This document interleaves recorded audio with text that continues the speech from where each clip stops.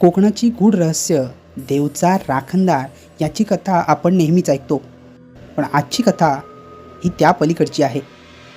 आज नवरात्रीच्या निमित्ताने मी ओळख करून देणार आहे त्या स्त्री शक्तीची, जी या राखणदाराची खरी ताकद आहे आणि जी स्वतः गावचं रक्षण करते. नमस्कार, एकटा जीव सदाशिव प्रस्तुत रहस्यमय कोकणच्या ह्या भागामध्ये आपलं सहर्ष स्वागत आहे. आपण ऐकतो की राखणदार वेशीवर उभा राहून गाव सांभाळतो, पण जुनी जाणती माणसं सांगतात की रात्रीच्या अंधारात जेव्हा संकट मोठं असतं तेव्हा तिच्यासोबत एक स्त्री शक्तीसुद्धा फिरते. तिला काही ठिकाणी वाघ्यानी म्हणतात, तर कुठे वाघजाई. तिचं रूप रुद्र असतं. वाघावर स्वार, मोकळे केस, भेदक नजर आणि हातात तळपती तलवार असते. राखणदार जर गावचा राजा असेल तर ती त्याचं बळ आहे.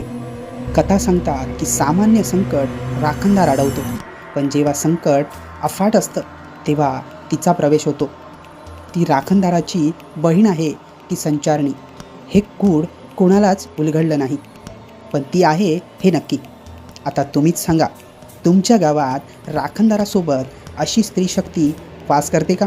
तुम्हाला कधी तिचा अनुभव आला आहे का? तुमच्या भागात या शक्तीला कोणत्या नावाने ओळखलं जातं हे आम्हाला तुम्ही कमेंटमध्ये नक्कीच सांगा. आणि अशाच गूढ रहस्यांसाठी एकटा जीव सदाशिव प्रस्तुत रहस्यमय कोकण या मालिकेला पाहत राहा.